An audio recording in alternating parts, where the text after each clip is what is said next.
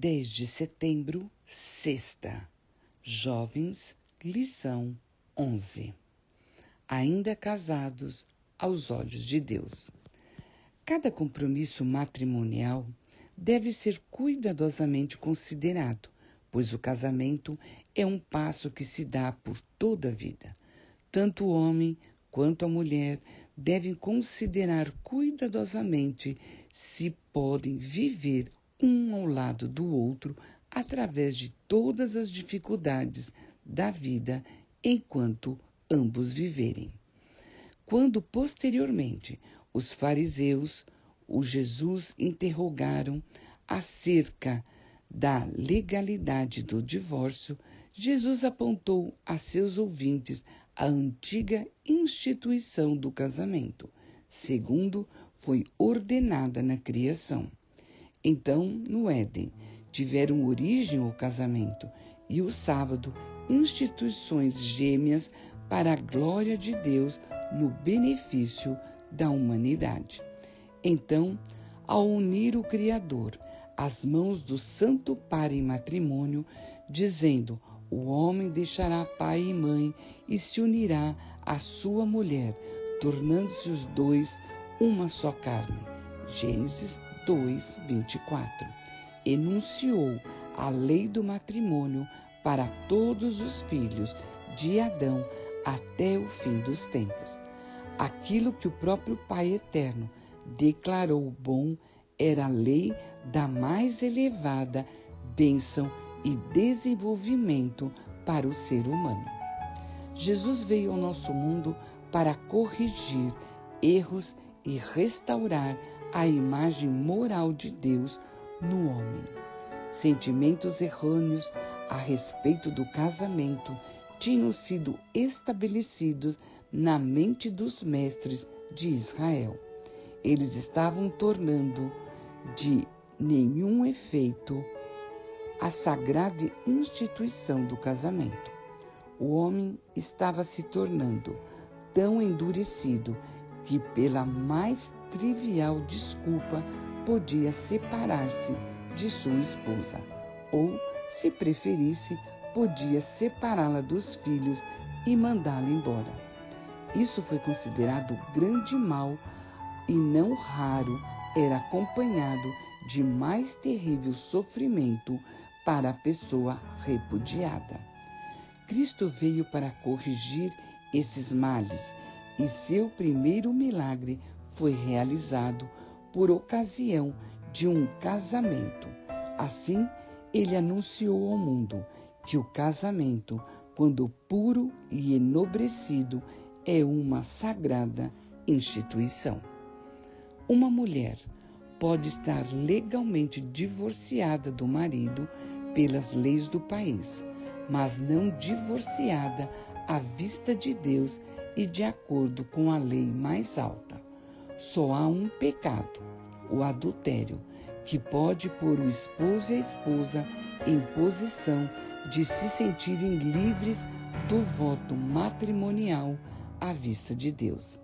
Embora as leis do país possam permitir o divórcio, à luz da Bíblia, continuam como marido e esposa, segundo as leis de Deus. Se a esposa é incrédula e opositora, o marido não pode, perante a lei de Deus, abandoná-la só por isso. Para estar em harmonia com a lei de Jeová, ele deve coabitar com ela, a menos que ela mesma escolha a separação. Ele pode sofrer a oposição e ser molestado de muitas maneiras, mas encontrará conforto, força e sustento da parte de Deus, que lhe pode dar graça para toda emergência. Deve ser um homem de mente pura, decididamente de princípios firmes. A Deus lhe dará sabedoria quanto ao caminho que deve seguir. O impulso não lhe controlará a razão, mas a razão manterá as rédeas do controle em sua mão firme, para que a luxúria seja contida nos freios. Ellen G. White, O Lar Adventista, página 340 a 344. Comunidade. Separação. O Senhor, o Deus de Israel, diz que odeia o divórcio. Malaquias 2,16. O lockdown não afetou apenas a economia. Os casamentos foram também drasticamente afetados. A organização britânica Relates divulgou uma pesquisa na qual praticamente 1/4 das pessoas entrevistadas revelou que o confinamento aumentou a pressão sobre seus relacionamentos. Um número parecido classificou seu parceiro como o mais irritante nesse período. Em nova pesquisa feita em julho de 2020, 8% dos entrevistados afirmaram que o isolamento os fez perceber que precisavam terminar seu relacionamento. O divórcio não é a melhor opção para resolver os problemas do casamento. Os relacionamentos próximos sempre serão submetidos a atritos, mas a escolha de continuar tentando é o que faz com que uma relação amadureça. Nesse processo de amadurecimento, é claro que existirão decepções. Em geral, as expectativas criadas na base inicial do romance raramente serão atendidas. É aí quando o glamour desaparece ou perde seu brilho.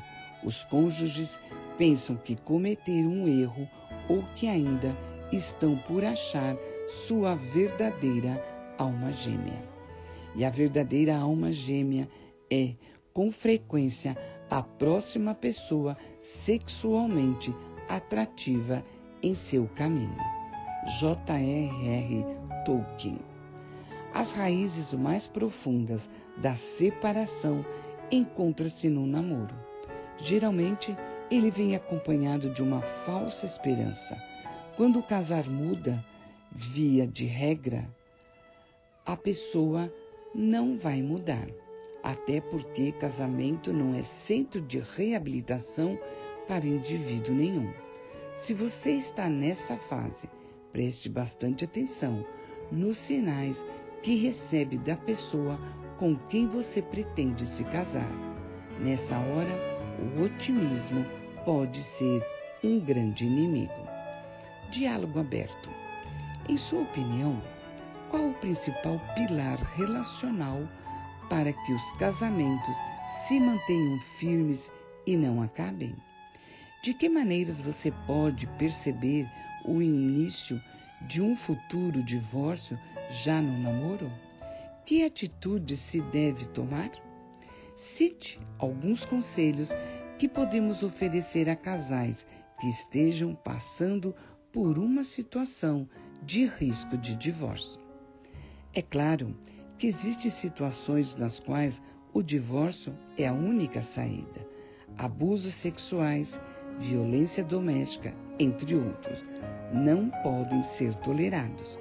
Quando a integridade de uma pessoa é ameaçada, ainda que da forma mais leve possível, é hora de pôr um fim na relação, antes que ela ponha um fim à sua vida. O mesmo Deus que odeia o divórcio também ama o indivíduo suficientemente a ponto de prezar pela sua vida. Fim da lição. O Máxima produz este áudio para atender pessoas com deficiência visual, total ou parcial. Esse tema será estudado amanhã em uma de nossas igrejas adventistas. www.encontreumaigreja.com.br. Bom dia, feliz sábado!